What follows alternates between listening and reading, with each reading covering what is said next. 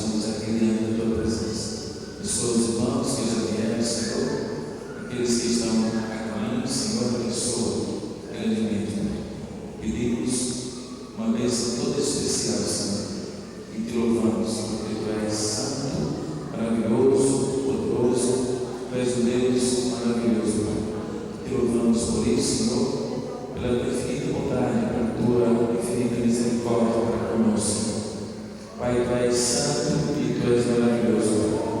Dando a Tua graça, dando o Teu amor, Teu poder, que abençoa ricamente, Pai querido, o desenvolver, o desenrolar do estudo nesta noite. Nos colhemos em nome de Jesus, através do Teu Santo Espírito, Senhor. Queremos aprender a Tua palavra, queremos que a Tua palavra tome forma em nossa vida cada dia, Senhor, para que Tu possas, através da nossa vida, ser exaltado, amado, glorificado. Te louvamos por isso, no nome de Jesus. Amém. Glória a Deus.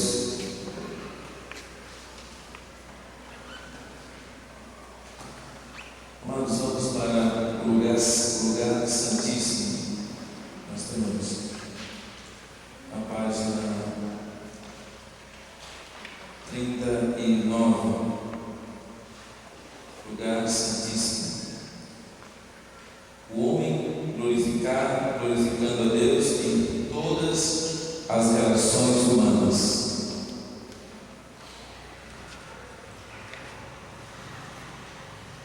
Hoje nós iniciamos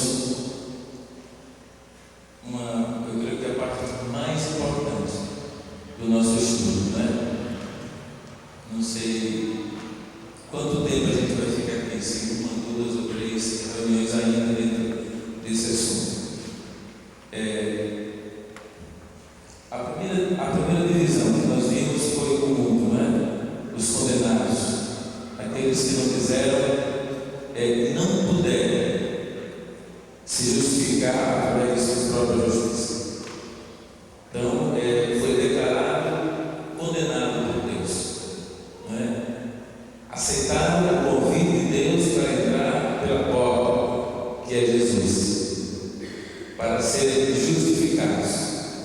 Quer dizer, esse convite que Deus faz para todos os seres humanos sobre a face da terra, para deixarem o mundo e serem justificados. Alguns poucos atendem o convite, alguns poucos atendem o convite para ser justificados, né? E entram pela porta e são justificados através do sangue de Jesus, através do Espírito Santo, que é o fogo, e através da água, que é a palavra, né?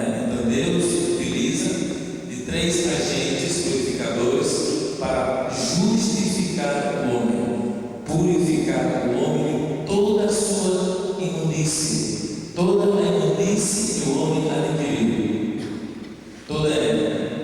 Deus convida o homem para limpar o homem de toda a imundície que o homem adquiriu. E Deus faz, como já estudamos, de 3 maneiras diferentes. Primeiramente, o sangue de Jesus, né, que liberta o homem da mão de Satanás, pagando esse preço, o sangue de Jesus. Depois, o Espírito Santo atua no nosso corpo, né, e nós nos transformamos em templo do Espírito Santo. Depois, Deus usa a palavra pela qual nascemos. Agora, o nosso espírito, imbuído com essa palavra, introduz essa palavra dentro da nossa alma, não é? E constantemente o Espírito está ministrando a nossa alma a palavra de Deus. Então, uma pessoa que não conhece a palavra de Deus, que não conhece a palavra de Deus, né? Que não tem uma intimidade com a palavra de Deus, irmãos, essa pessoa vai ter muita dificuldade de salvação, porque os agentes de purificação estão dentro do átrio. O primeiro agente que eu devo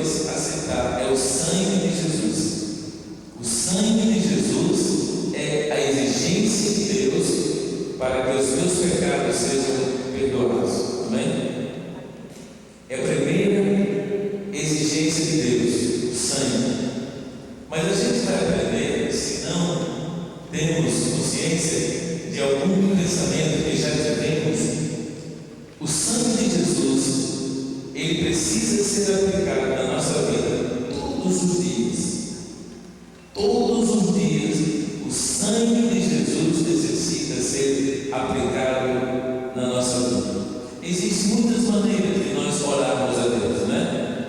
Existe aquela maneira que nós ficamos diante do Senhor, intercedendo, orando pela igreja, pelos irmãos de joelhos, sentados, enfim. Existe aquela outra forma de nós aplicarmos em nossa vida diariamente tudo aquilo que Jesus representa para nós. E nós precisamos aplicar o sangue de Jesus Cristo em nossa vida todo dia. Amém, irmãos? Todo dia temos que aplicar pela fé o sangue de Jesus Cristo em nossa vida. E é bom a gente ensinar isso para as pessoas que estamos discipulando. A necessidade de manter o sangue aplicado em nossa vida todo dia. Todo dia, que seja isso praticamente uma das primeiras coisas da nossa vida. Aplicar o sangue de Jesus em nós. Então, essa é a primeira exigência de Deus, que o sangue permaneça aplicado em nossa vida. Amém? Todo dia. Isso é uma forma de oração. Uma oração de benefício próprio. Isso você pode fazer, né? Antes mesmo de orar, né? Não precisa se prostrar. Não. Eu acho que sentado, de joelho, pé deitado, você pode dizer: Senhor, aplica o sangue de Jesus na minha vida agora. Que o sangue de Jesus ative o dia inteiro sobre a minha vida. Em nome de Jesus Cristo. A gente só aceita o sangue, irmão, antes de sermos crentes. E nunca mais a gente quer saber do sangue de Jesus. Né? Esquecemos. Lembramos aquele dia. Aí alguém falou para nós que o sangue, e às vezes aceitamos Jesus e nem entendemos o que o sangue representa. Aceitamos Jesus e não sabemos que parte de Jesus vai atuar na minha vida naquele momento. Tem pessoas que não sabem até hoje o que o sangue faz ainda em nossa vida. E o sangue de Jesus, eu digo, porque se o sangue não tem poder mais, irmão, e as pessoas que se convertem todos os dias, eles se valem de quê? Se valem do sangue de Jesus. O sangue de Jesus foi para a gente que Deus exige, né? Para que o preço do pecado seja pago. O sangue de Jesus. A Bíblia diz que é o sangue de Jesus que nos purifica de todo o pecado. Amém? Não há outra maneira, não há outro jeito. Então a pessoa que estamos discipulando, ela tem que entender o que significa o sangue de Jesus. O apóstolo Paulo, explicando sobre essa ceia em 1 Coríntios, ele disse que aqueles que não sabem discernir o sangue pecam. Não diz assim? Ou não diz assim? Escrito a você: se não soubermos discernir o sangue de Jesus, pecamos. A Bíblia diz. Não é assim que diz Paulo aos Coríntios? Por isso que há entre vós muitos doentes, fracos e muitos que morreram, porque não discerniram o sangue nem o corpo de Jesus. O que é discernir? É entender. É entender. Irmão, a vida cristã é uma vida de entendimento. Se a pessoa não entende, não adianta. Não adianta. Tem muitos que não têm nenhuma sabedoria e não entendem. Tem muitos que têm muita sabedoria e também não entendem. Tem poucos que têm pouca sabedoria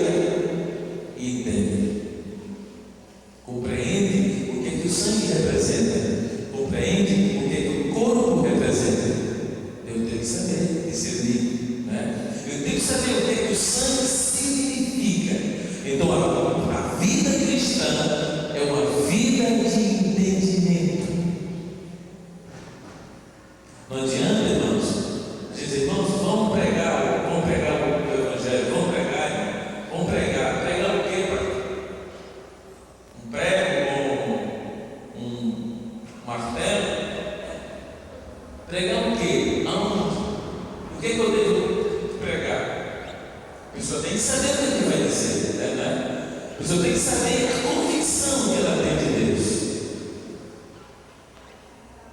A convicção que ela tem de Deus, né? E eu já entendi, irmãos, uma coisa. A pessoa que não quer aprender, você não adianta querer ensinar. Estão me vendo? Não adianta querer ensinar a pessoa que não quer aprender. A pessoa que critica a aprendizagem bíblica, não adianta você fazer nada por ela. Tem que deixar ela com Jesus mesmo. Deixa ela na mão do Senhor e ele acabou. Vá procurar pessoa que quer aprender de Deus. Porque a Bíblia diz que os de Deus ouvem a palavra de Deus. Amém? Não adianta. A pessoa que é de Deus, você vai sentir, ela vai ter interesse pelas coisas de Deus. Quem não é de Deus, irmão, e tem pessoas que você pensa que é de Deus, mas tudo que ela lê é das outras pessoas. Nunca é da própria pessoa. Não. A pessoa está muito bem. Tudo que ela lê é para os outros. É outro falta de entendimento. Porque a primeira coisa que eu leio na Bíblia, Deus está falando comigo através dessa palavra. Amém? Eu posso, através desse ensinamento aqui, receber de Deus uma palavra e levar essa palavra para uma pessoa ou para a igreja, não importa. Mas você tem que saber de uma coisa: quando você começa a ler a Bíblia, ela está falando com você. Amém? Primeiramente com você, porque é a água da pia, é a água da pia, né? Os sacerdotes, eles se lavavam a pia. Não pode, irmão, você não tem como. É você que está se lavando na pia, é você que está se lavando na pia. Como é que você está se lavando na pia? Está falando, pensando nas outras pessoas? Não, você está se lavando na pia e você está sentindo a água sobre as suas mãos, sim ou não? Você está sentindo que a água está limpando as suas mãos, está tirando a sujeira da tua mão, mas você não aceita isso. Você olha para as outras pessoas, porque o diabo tem enganado a pessoa, e a pessoa, eu não sei como é que pode. Eu estava lavando as minhas mãos e pensando que eu estou lavando a mão do fulano. Tem sentido? Essa aqui é as mãos do Zé Mané, não sei quem, não pode. Eu estou lavando as minhas mãos. Mas a igreja que comete loucura, isso é loucura. Loucura espiritual. E não entendo, porque se eu não entendo a palavra de Deus, irmãos, eu estou com um problema sério. Porque é com o entendimento que eu tenho que fazer isso. Amém? Desse jeito, eu tenho que entender. Imagina o crente tomando a Santa Ceia, mas ele não entende o que está fazendo. Ele não sabe o significado do sangue, ele não sabe o significado do corpo, ele não sabe o que ele significa. Então ele não vai tomar nenhum proveito daquilo ali, sim ou não? Não vai tomar proveito nenhum, porque ele não entende, ele não compreende. Amados, a vida cristã é uma vida de entendimento. Amém? É uma vida, não é oba-oba. Oba-oba, tem muitas igrejas que fazem oba-oba. E essas igrejas sempre são cheias. Não é? Porque tem muito oba-oba. Mas se der um grito, não fica nenhumas vezes, né? Porque não tem firmeza espiritual, não tem o entendimento da palavra. O que adianta eu ir na igreja porque eu preciso receber alguma coisa? Não porque eu quero dar para Deus, porque Ele merece adoração, honras e louvores. Não, porque eu preciso dele. Então eu só vou à igreja porque eu preciso dele. Eu escuto pessoas dizer assim: não, eu vou à igreja de tal lugar porque lá vai ter um pregador e eu preciso de uma bênção. Tem igreja que vive de migalhas, né? Eu vou lhe dizer, se eu vivesse de momentos, eu estava morto. Tem igreja que vive de momentos, né? Não, eu vou para tal lugar. Eu não sou contra isso, eu sou contra as pessoas que vivem para pastoreá-los? Porque todo mundo é pastor. Hoje tem pastor todo tipo, tem até pastor gay. É mesmo. Aqui é um Maranguá. Pastor ladrão. Então você tem que entender a palavra de Deus para saber o que é que você está fazendo na vida. E nós que estamos passando ensinamento bíblico para pessoas que não sabem nada de Deus a pessoa sabe. Então você tem que passar por convicção do que você está fazendo. Amém? Passando para a pessoa aquilo que você vive, aquilo que você é. Você entende, e a pessoa vai saber que a vida cristã é uma vida de entendimento, não é uma vida de sentimentos, é uma vida de entendimento. Amém? Então eu tenho que entender o que é que o sangue faz, o que é que o Espírito Santo faz e o que é que a palavra faz. Amém? Eu tenho que entender isso, porque eu estou aqui no processo de justificação.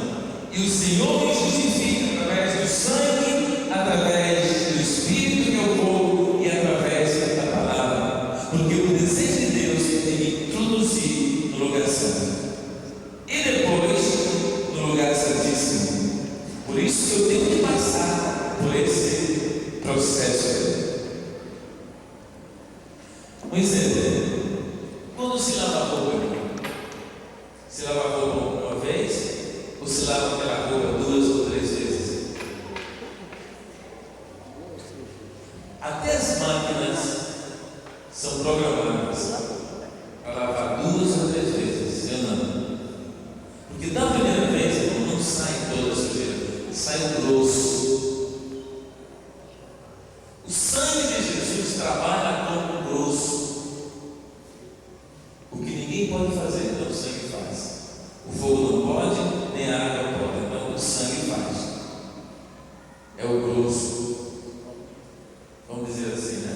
Quer dizer, aquela sujeira, né, entreída, mais difícil de tirar. Desse Isaías, se eu falar em Isaías, se o vosso pecado for como o quê? A escarlata. E às vezes a gente não sabe porque Deus diz assim: se o vosso pecado for como a escarlata, ele será o quê? Ninguém sabe. Branco como a neve. Por que ele diz escarlata? É aí que eu digo que a cor do pecado é bem vermelha. A cor escarlata, quando ela é tocada, quando ela é manchada, uma mancha, não sai. Não tem nada que tire a cor escarlata, somente biblicamente. Nada remove a cor escarlata. Ele diz: se o vosso pecado for como a escarlata, difícil de remover, mas eu consigo remover. Deus está dizendo, né? Eu consigo remover. Ele vai ficar branco como a neve, porque eu tenho um produto que limpa na hora. Não é? Que é o quê? O sangue de Jesus. É o sangue de Jesus que limpa. É mais poderoso do que a cor mais poderosa, que é a escarlata. É o sangue que também é escarlata, também, irmão? Vermelho. Então é o produto de Deus para consumir o pecado do diabo. Amém? Então essa é a primeira reação de Deus para com o pecado, quando você crê, entra pela porta e aceita o processo de justificação, né? Aí vem o processo da carne, porque o Espírito Santo vem de morar em você e ele quer transformar o seu corpo num templo. Ele mora no seu espírito, mas ele quer transformar o seu corpo num templo. Por isso, irmão, que nós temos que cuidar bem desse templo. Amém? Cuidar bem desse templo. Tem pessoa que não entende, por não entender, usa o corpo de qualquer maneira, né?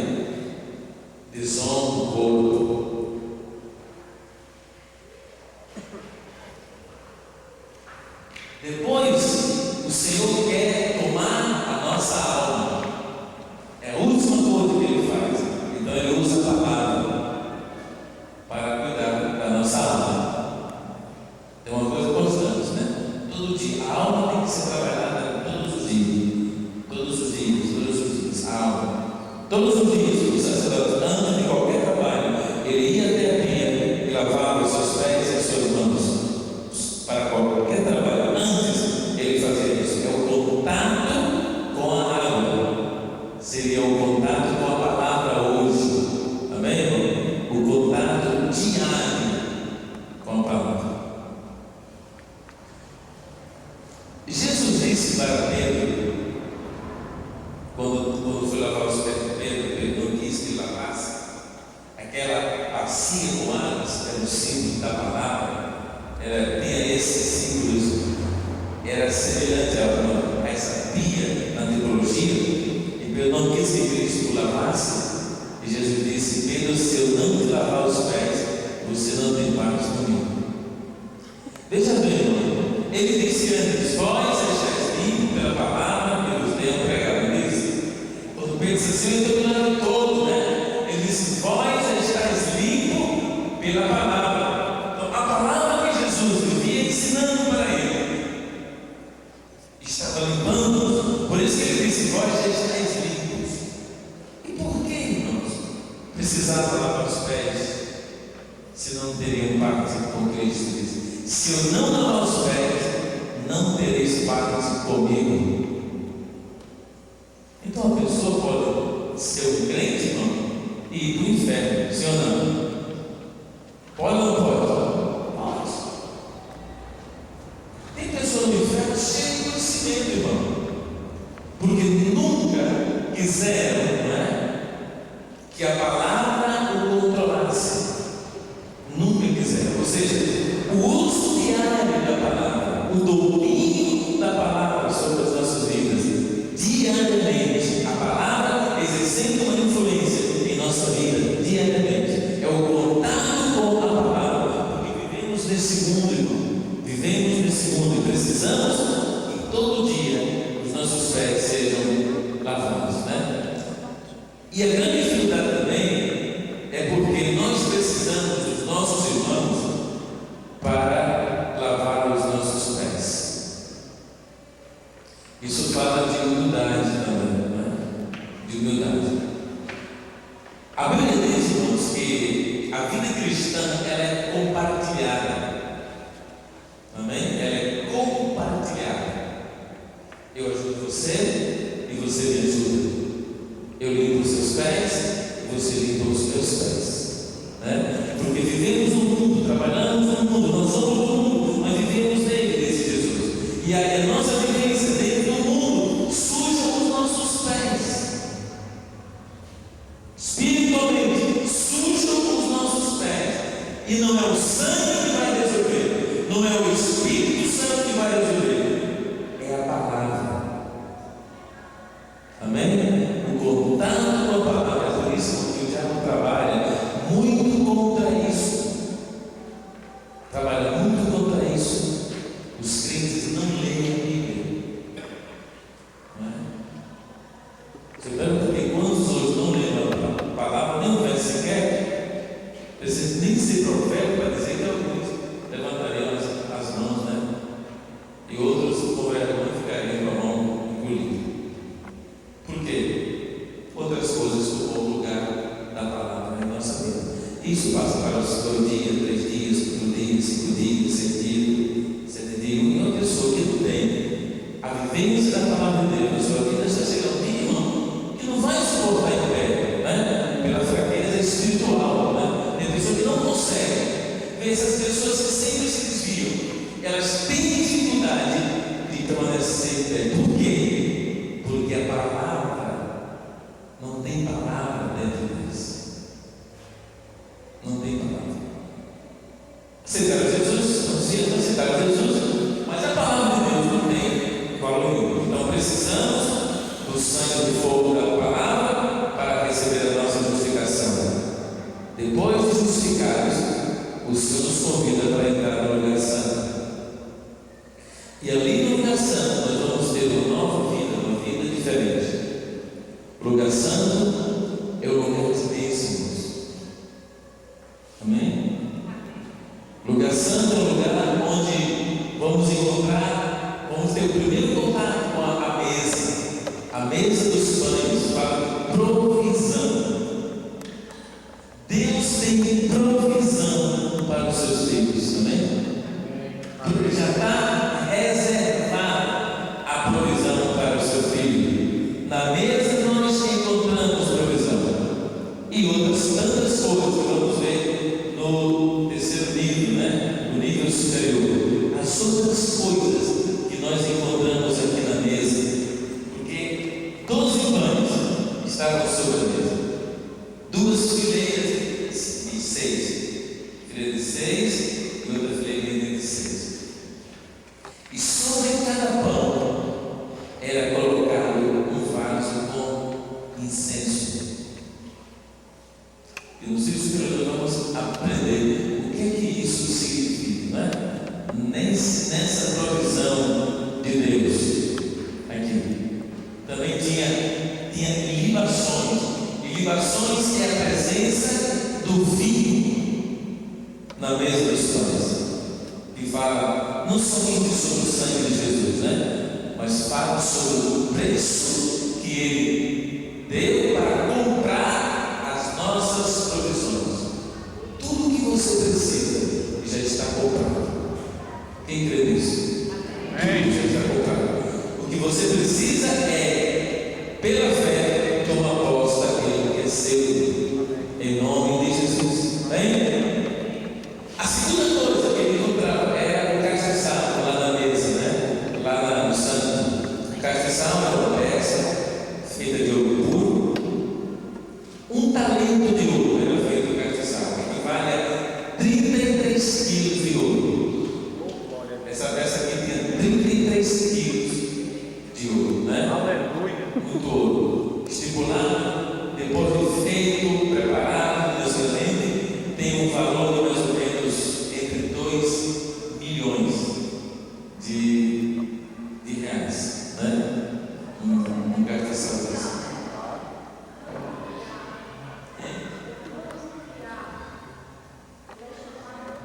É levado com varais. É levado com varais também. Só que não tinha dimensões. Não tinha dimensões.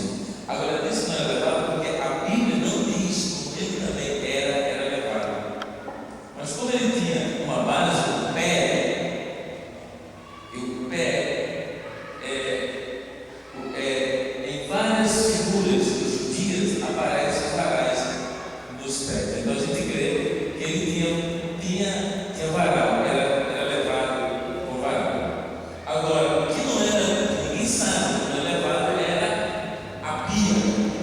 Também não tinha dimensões, ninguém sabe como era levado, né? Porque simboliza a palavra de Deus, né? Não sabe como era levado. É uma explicação que Deus não quer saber como a palavra dele é levada. O importante é que seja levada. Amém? Anunciado. Muitos anunciam de muita maneira, né? Uns anunciam por glória, outros anunciam por ciúmes, outros anunciam por várias coisas. Outros querem ter o dinheiro, outros querem roubar, enfim. Mas a Bíblia diz que não importa como o Evangelho é pregado, importa que ele seja pregado. Isso não quer dizer, irmão, que os que detêm o Evangelho, que pregam de qualquer maneira, estão salvos, não. Viu? Está dizendo isso não. Está dizendo que muita gente iria pregar o Evangelho, né? Crente de todo tipo, pastor de todo tipo, ia pregar o Evangelho.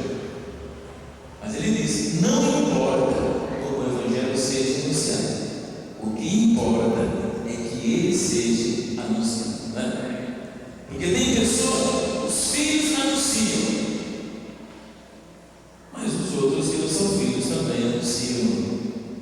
Sim ou não? Anunciam. Uns anunciam para ganhar dinheiro, né? Outros anunciam para ter poder. E outros anunciam porque verdadeiramente foram chamados por Deus para isso. É por isso que eu acredito que hoje, irmão, todo mundo teria seguidores. Qualquer um de vocês, se quiser ter seguidores, vocês têm.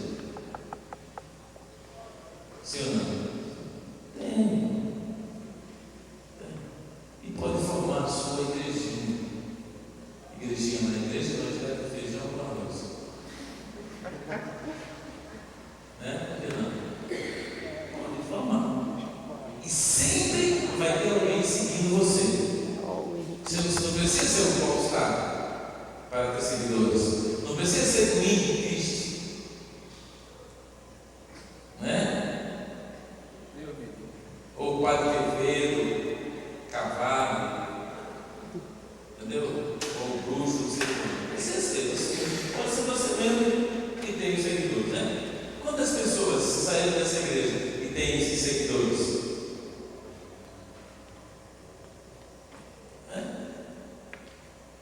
Agora, vai chegar o dia da verdade, irmãos. Vai chegar o dia da verdade. Jesus disse que é caminhos que para o homem parece direito. Parece que é aquilo ali mesmo. Parece que ele está certo mesmo. É aquilo ali mesmo. Há caminhos que para o homem parece direito. Mas tem muita gente na tenda onde a arca não se encontra. Eu não tenho? Tem. O tabernáculo estava onde? Criado Jerim, ou seja, em Hebron, em Siló. Onde estava a arca? Criado Jerim, ou na casa de Obed-edom. A arca não trouxe. E no tempo da igreja tem, estão lá com as suas igrejinhas, mas a arca está fora. Fora, entendeu o que eu estou dizendo? Então não adianta. Então, eu acho que nós temos que saber o que é que estamos fazendo como crente. Eu acho que vai piorar a situação. Vai piorar, porque antigamente não era assim. É na verdade. Quem lembra que não era assim? Não era assim antes. Antigamente só tinha o quê? A Assembleia de Deus, não era? A Igreja Batista, Presbiteriana, Metodista, né? Aí depois começaram as divisões, sim ou não? Começaram a surgir novas igrejas.